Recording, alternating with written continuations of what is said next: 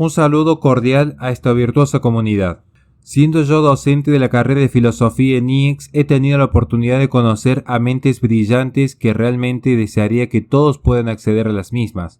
En virtud de ello, hoy quiero compartir con ustedes lo que es la gran sabiduría de Miguel Ángel Falconi, que establece de manera clara y concisa la diferencia que hay entre la belleza predicamental y la belleza trascendental, temas fundamentales para la batalla cultural y la guerra espiritual que se está librando en los presentes tiempos. Ya sin más dilaciones, he aquí sus palabras y por favor dejen en los comentarios qué apreciación tienen ustedes al respecto. También recuerden por favor suscribirse al canal y compartir el video, así nuestras voces pueden llegar a más personas. Perfecto, Horacio. Muchas gracias por la generosa presentación, harto exagerada también. Bueno, para empezar, me gustaría, digamos, esbozar un poco y esclarecer de algún modo la diferencia entre belleza y atracción, o belleza y gusto paulatino, porque hay ciertas cosas que son novedosas, que pueden generar algún tipo de atracción por su novedad y no necesariamente constituir una belleza formal. La pregunta, ¿por qué cosa es algo bello? Empezó mucho tiempo atrás, desde Sócrates, ¿no? Lo mencionaba Platón en sus diálogos, cuando Sócrates le preguntaba a Hipias sobre qué cosa hace que algo sea bello, por ejemplo. Y naturalmente, hasta el día de hoy, que existen ciertas respuestas, parece que muchas de las respuestas a las que la humanidad ha llegado respecto a la belleza han quedado en el olvido y se ha convertido en un mero subjetivismo, ¿no? Esto es bello porque me gusta a mí y no hay ninguna razón para que sea bello de manera universal. Sin embargo, cuando nosotros pensamos en la felicidad y pensamos muy finamente, ¿qué cosa es la felicidad? La felicidad no es otra cosa sino alcanzar un estado de vida bella o un estado bello de vida. Un estado en el que yo sienta que he logrado ciertas cosas, en el que puedo vivir en paz, en el que tengo a alguien que me ame, una familia que no es otra cosa sino el núcleo en el cual yo puedo ser yo mismo y aquel núcleo que me ama por ser yo mismo, donde yo no tengo que falsearme, donde yo no tengo que aparentar nada. Eso que estoy mencionando de algún modo se podría decir que es un estado donde yo, a través de mi trabajo y mi crecimiento personal, he alcanzado un estado de vida bella. Entonces, desde ese punto de vista, podríamos decir que la belleza es necesaria para la vida humana. De hecho, cuando la vida no es bella, ocurren dos cosas. Si yo soy una persona que me considero en derecho de todo, me voy a frustrar porque necesitaría que mi vida sea bella y voy a demandar de otras personas o incluso de la sociedad y del Estado que me hagan la vida bella. Y puede ser un error. Y viceversa, puede ser que yo me vuelva reflexivo y digo, ok, ¿qué es lo que realmente estoy pidiendo en la vida? ¿Qué realmente es lo que estoy cuestionando cuando deseo tener una vida bella? Y en ese segundo punto es donde se forja el carácter, la virtud y se va a terminar forjando esa lucha que lleva al hombre a convertirse en alguien trascendente. Porque la vida es bella cuando yo experimento la trascendencia, justamente porque la belleza es un trascendental. Entonces, yo experimento la belleza y por experimentarla, yo descubro que de algún modo estoy formando parte de esto trascendente. Mi vida está yendo más allá del tiempo, principalmente porque la belleza hace eso, paraliza el tiempo. Cuando vemos un atardecer hermoso, nos sentamos y se puede pasar muy rápido el tiempo, porque es parte de la consecuencia de lo que la belleza ocasiona en la vida de un ser humano que tiene inteligencia y espíritu, ¿no? Entonces, principalmente yo diría que eso es una necesidad. Y el hombre, digamos, a lo largo de la historia, cuando empieza ya a descubrir esto, propiamente en la antigua Grecia y Roma, son las manifestaciones claras de que de que sí se construyen ciudades fundadas en la belleza de las formas, en las proporciones, en las jerarquías geométricas, no solamente van a ser ciudades bellas, sino que van a perdurar en el tiempo. porque se las quiere mantener. Y muchas de estas construcciones se han mantenido justamente porque al ser bellas, forman parte del patrimonio de la humanidad, porque todos los seres humanos quieren mantenerlas, cuidarlas y mantenerlas siendo. No sé si ahí un poco me explico. Una pregunta bastante simple que amerita una respuesta bastante extensa, porque sí creo que ha habido un vilipendio del conocimiento respecto de la belleza, digámoslo así, en los últimos 100 años, quizás un poco más. Y es que la belleza, y quiero partir de este punto de vista para hacerlo de manera ordenada, la belleza no es otra cosa sino la expresión máxima y más fiel del ser, del ente, ¿no? Cualquiera que sea. Esa es la expresión máxima del ente, deviene en belleza, o sea, demuestra ese esplendor, ¿no? Esa claritas de que el ser está haciendo lo que debe ser, esa sincronía entre lo que yo soy y lo que yo debería ser, mientras más se aproxima, genera mayor belleza. Esa belleza naturalmente no está limitada a los cánones físicos. Esa belleza trasciende los cánones físicos sin detrimento de ellos. Y por eso podemos tener una persona, por ejemplo, que no tenga un brazo, naturalmente no está completo. Y una de las características propias de la belleza física y objetiva es que esté íntegro, ¿no? Pero eso no lo coarta. ¿Por qué? Porque el ser humano no solo es cuerpo.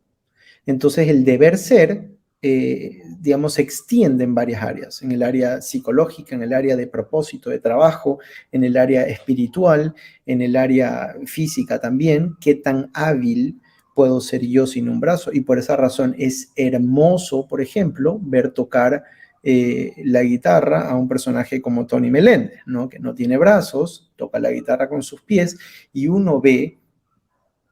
Probablemente un músico podría decir, no toca extraordinario, y es que no se trata de que toque extraordinario, se trata de que con la carencia de su integridad física ha logrado algo que otra persona probablemente con integridad física quizás no logre. Entonces vemos cómo el ser se impone ante las limitaciones, y eso es de alguna manera digamos, un razonamiento de por qué la belleza impacta tanto cuando es ontológica, cuando sale del propio ser del ente. Digo eso ¿por qué? Porque cuando estudiamos o pensamos en las grandes construcciones, tenían un propósito, tenían un deber ser al que obedecían. Por ejemplo, las grandes ciudades de la cristiandad eran bellas porque por ahí veía en los comentarios, la belleza es necesidad. La belleza permite al ser humano sentirse apto y al mismo tiempo le incita el deseo de habitar. O sea, eso, por ejemplo, verdaderos arquitectos lo comprenden. Yo siempre cito a Tadao Ando, pues que su arquitectura es moderna, son volúmenes puros, pero él capta muy claramente el concepto metafísico de arquitectura. Él decía, yo construyo espacios donde el ser humano pueda descansar su alma. Entonces, claro, el concepto es interesante porque de alguna manera él tiene una serie de formas que tratan de integrar la belleza natural, lo orgánico, los volúmenes puros, lo formal, metafísico, de algún modo, con la experiencia de recorrido y de habitar de una persona. Ahora, todo ser humano tiene de alguna manera tres características antropológicas. Es que el ser humano primero quiere habitar un lugar, quiere trabajar en un lugar y quiere poseer algo. Pero estas tres cosas es lo que nosotros podemos hacer, por ejemplo, con los espacios. Por eso, de todas las artes, muchos arquitectos hablan de que la arquitectura es un gran espacio porque da lugar a eso, a que una persona pueda habitar, trabajar en el ejercicio de recorrer un edificio y al mismo tiempo poseer la belleza. Cuando uno entra, por ejemplo, a una de las grandes catedrales hermosas de la cristiandad en Europa, uno recorre Y en ese recorrido uno va habitando el lugar, y en ese ejercicio de habitar ese lugar, de hacerlo mío, de querer absorber, abstraer la mayor cantidad de cosas y hacerlas mías, y que eso troque en mi interior y me remonte a esa trascendencia de cosas, y uno ve de alguna manera este evento me abruma tanto que yo descubro dos cosas en mi vida particular. Y ahí es cuando la belleza de alguna manera cumple su cometido. Y todo arte que debería estar orientado a la belleza debería lograr este cometido. Dígase música, teatro, cine, arquitectura. Y es que este momento en el que yo estoy abrumado por esta belleza me hace reconocerme ínfimo, pero al mismo tiempo me proyecta a querer ser grande, ¿no? Entonces, de alguna manera, el acto de ser de esta estructura bella me ha remontado al acto de ser propio y me hace de alguna manera consciente de que yo como ser humano, consciente, espiritual, puedo proyectarme y trascender en un propósito que le traiga belleza a mi vida. Entonces, eso de ahí era muy claramente entendido en la Edad Clásica y en todo el periodo de la cristiandad. Y no fue hasta que se empieza a hacer, ya con la modernidad, una serie de peticiones de principios nuevas. Autores que empezaban a comprender ciertas palabras con otros términos, con otros significados. Por ahí citaste a Kant, yo puedo citar a Spinoza, puedo citar a Descartes. Y todos ellos empiezan a hacer una petición de principios, al punto que cualquiera podía hacer filosofía y digamos, trataban de hacer una teoría del todo. Esto lo digo particularmente por algo, y es que ya en ese momento se pierde esta unidad que había, de alguna manera, en el conocimiento, en el pensamiento, y eso se empieza a notar en el arte. Poco a poco empieza de alguna manera el arte a volverse un poco más rebelde de las formas, hasta que llega un punto en el que ya se cree, luego también por todo el tema de liberalismo, que necesitaban renovar, para que ya las personas y los artistas no pinten lo mismo, para que los escultores no hagan las mismas obras de arte, para que los arquitectos no construyan el mismo tipo de edificios. Ya querían hacer una especie de borrón y cuenta nueva, ¿no? Y en esta búsqueda de buscar lo nuevo empieza a atraer, por una sencilla razón, porque era nuevo. Y pronto las cosas que deberían remontar a la perfección del arte, porque el arte siempre tendió a la perfección, empiezan a perder peso. Y al perder peso, pasan de moda. Entonces empieza una pequeña aceleración que al principio duraba 2 décadas, luego una década y un lustro, luego una década, luego un lustro, y ahora tenemos modas que duran meses. Pensemos no solamente en el arte, que hay muchas corrientes. Hoy hay corrientes cada vez más grotescas, cada vez más avasalladoras contra el status quo, contra la religión. Se han denunciado muchas que hubo, incluso aquí mismo en Ecuador, vimos algunas muestras de arte antirreligioso, y esto aquí no son otra cosa sino el tratar de utilizar algo novedoso para llamar la atención. Entonces, la novedad empieza no solamente a tener lugar como 5 minutos de fama, sino también como una cuenta bancaria amplia, porque los artistas son financiados por muchísimos museos a nivel mundial y empiezan a ganar muchísimo dinero. Entonces, su discurso se vuelve famoso y las cosas ya no son arte por la integridad de la cosa, por la perfección puesta por la técnica del artista, por la nobleza de los materiales con la que se hace, sino que la cosa ahora es arte si tiene una dialéctica que tenga algo de concordancia y de interés popular. Entonces, eso es lo que yo considero, en mi opinión, que ha ocurrido en el siglo XX, hasta finales del siglo XX y en la actualidad también. Y las personas que de alguna manera han invertido mucho en las obras de los artistas de los últimos tiempos necesitan mantener de algún modo esa misma retórica, porque si no, las obras se devalúan y eso puede ser caótico pues, para muchos inversores, ¿no?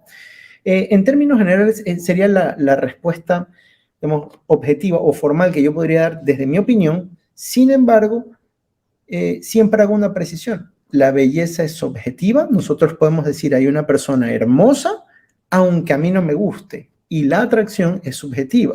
Puede ser una persona que quizás no le gusta a muchas personas, pero a mí me atrae, a mí me llama la atención, a mí me gusta. Entonces hay que hacer una gran diferencia entre belleza y atracción. Porque cuando hablamos de relaciones humanas, lo más importante es la belleza. Eso es lo que se sostiene a lo largo del tiempo, porque es la belleza integral, no solo la física.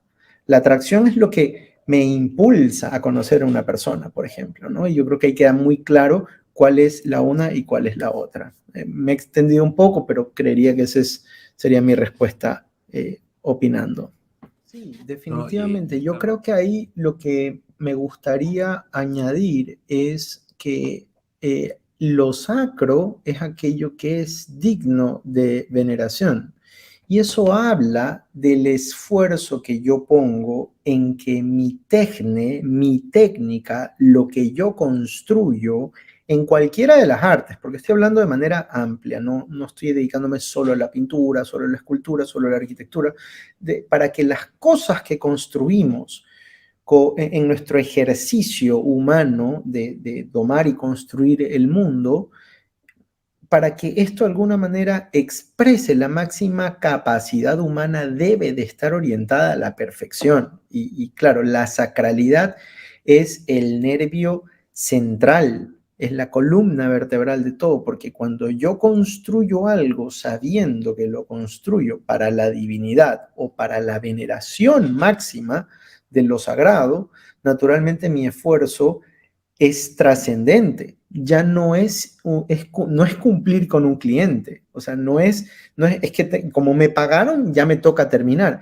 No es ese culmen, no es ese fin mediocre de terminar una transacción. No, es expresar de manera más perfecta eh, el espacio, el fin al que quiero lograr con esta obra, ¿no? Una escultura, una fuente, una pintura, una iglesia, una casa, todo debe de expresar de alguna manera esa sacralidad, ¿no? Y por sacralidad me parece interesante lo que tú decías, Horacio, es que es esa expresión máxima del ser, ¿no? Entonces nos ponemos a pensar y decimos, ok, ¿qué hace que una iglesia sea iglesia? Y claro, ahí podríamos discutir enormemente muchos temas, pero quitemos el acápite religioso, dejemos solo la estructura arquitectónica. ¿Qué hace que una iglesia sea una iglesia?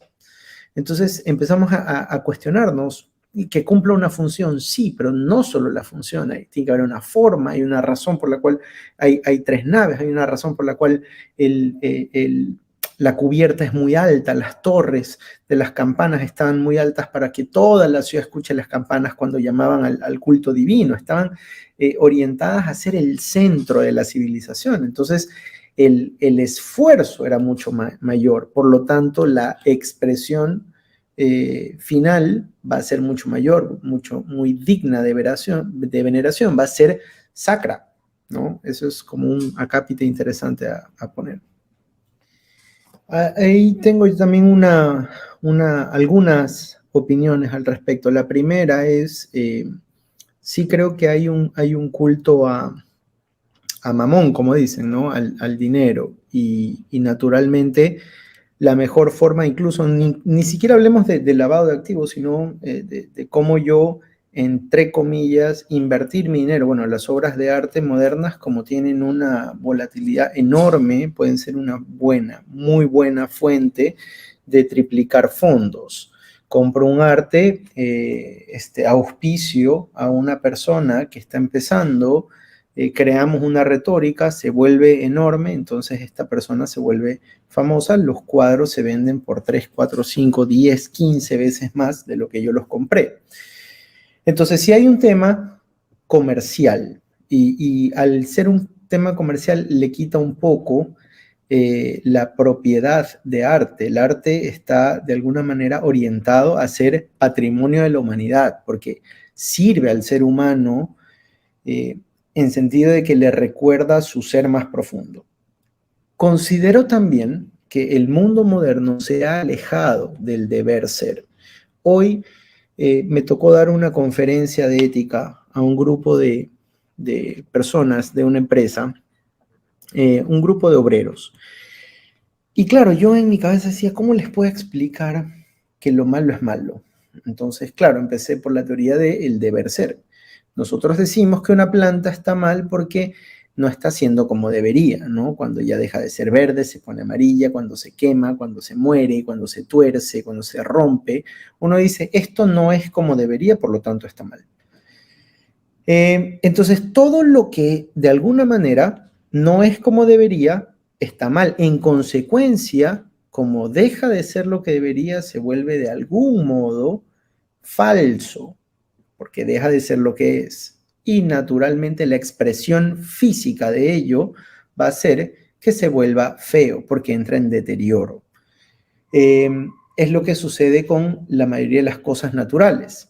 Ahora, en la persona, yo sí creo que hay un cambio interesante. Cuando una persona se falsea, cuando una persona se conoce a sí mismo y se entiende mal, va a querer erradamente cosas que no lo construyen.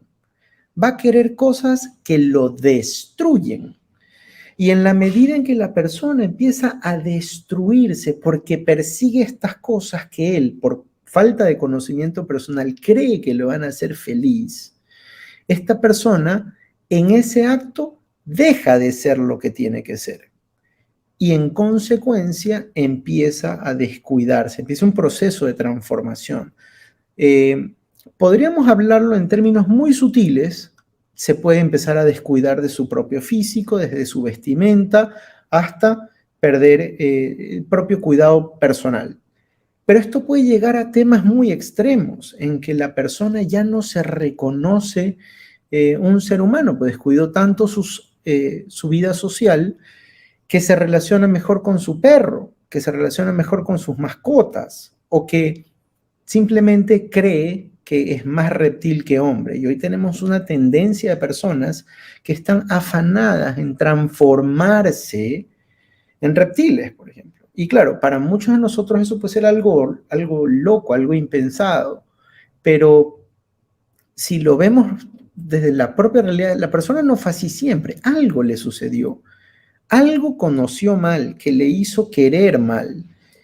Y en ese ejercicio de querer lo que no me hace bien, yo me falseo. Y cuando yo me falseo, mi ser no es lo que tiene que ser. Naturalmente, el trascendente no puede reflejar la belleza porque yo estoy siendo distinto de lo que tengo que ser. Entonces, lo que se expresa es lo contrario. Se expresa que no estoy siendo bello. Se expresa eso porque estoy actuando en todos mis aspectos, en todo lo que yo conozco de manera equivocada, entonces empieza un deterioro y a nivel social. Eso también va a dirigir los actos morales de la persona, porque si conozco mal y quiero mal, pues voy a querer cosas que no son buenas, no solo para mí, sino también para los demás, porque una de las características propias del ser humano es querer validar sus decisiones con los demás, con los pares. Entonces yo tengo que, de alguna manera, convencer a alguien para validar que no estoy loco, que no soy el único, que hay un grupo de personas, así sean dos, así sean tres, que estamos en la misma onda. Entonces empiezan a unirse gremios que tienden a manifestar pensamientos que se acomodan a su realidad, a lo que ellos quieren, a ese mal querer propio del mal conocer. Por eso es importante, paréntesis, la filosofía, porque me enseña a conocer la verdad para que yo pueda querer el bien. Y en ese ejercicio de conocer la verdad y querer el bien, es que yo puedo transformarme en un ser humano bello en el sentido más trascendental de la palabra. Una sociedad bella es donde todos son lo que tienen que ser. Entonces yo sí creo que el aplauso a lo grotesco y a lo feo no es otra cosa sino la manifestación de muchas personas confundidas, conociendo mal y queriendo mal, que terminan validando sus decisiones. Porque lo triste de conocer mal y querer mal es que como me falseo, porque estoy queriendo algo que no es bueno, mi libertad se atrofia y se envicia. Entonces yo ya no tengo la voluntad fuerte de poder violentarme para ordenar mi vida hacia el propósito adecuado. Como yo no tengo esa fortaleza, yo necesito saber que no estoy mal. Y esa necesidad se manifiesta en el aplauso gremial a lo feo, a lo grotesco y a lo conveniente. Y ahí pues surge la actual democracia, que me permite de alguna manera que con una pequeña mayoría yo me valide en las decisiones que estoy tomando personalmente, ¿no? Es lo que yo he analizado, es de alguna manera un pensamiento personal, ¿no? Pero en base a la realidad que puedo observar. Gracias. No, lo has dicho muy bien. Yo coincido 100% contigo. Creo que las personas, el ser humano en general, tiene esta capacidad de reconocer el esplendor del ser de las cosas. Por ejemplo, cuando vemos al sol, digamos, no lo podemos ver frontalmente, pues nos podría quemar nuestra visión, nos podría quemar la retina. Y bueno, hay un tema importante, que es lo que nos enseña del sol, un atardecer, donde sí podemos verlo, que el sol a mediodía. Entonces, hay una gran diferencia. Sigue siendo el sol, sí, pero al mediodía no lo puedo ver porque no tengo las facultades para verlo. Hay algo que va a verse herido si yo lo veo cara a cara. Pero eso que es tan necesario para la vida, resplandece en un atardecer y en un amanecer en una tonalidad magna de colores. Allí se puede ver claramente el alcance de la luz del sol, me explico, ya abierta en todo un espectro de colores, en contraste con las nubes, tan armónico, tan bello, tan lejos, ya está de alguna manera tan velado por las capas de oxígeno, por la posición en la que se encuentra, que me permite verlo, lo veo rojizo. Entonces yo veo digamos, el esplendor, la plenitud de todo lo que yo en concepto podría saber que es el sol. Ahora, un niño lo ve y no sabe muchas veces qué cosa es el sol. Un niño probablemente de 6 años se puede quedar atónito con un atardecer. Y yo estoy seguro que no sabe que el sol está quemando helio, y estoy seguro que el sol no sabe que es una implosión explosiva equilibrada, y el niño no sabe que genera gravedad, y no sabe muchas cosas del sol que nos pueden dar la ciencia. Pero está viendo, y la intuición de esa visión, de esa expresión del ser del sol en un atardecer es imponente. Él entiende la grandeza del astro del sol allí. Claro, la razón lo que me va a permitir es comprender por qué esa intuición es tan fuerte y la va a poner en equilibrio, ¿no? La va a complementar.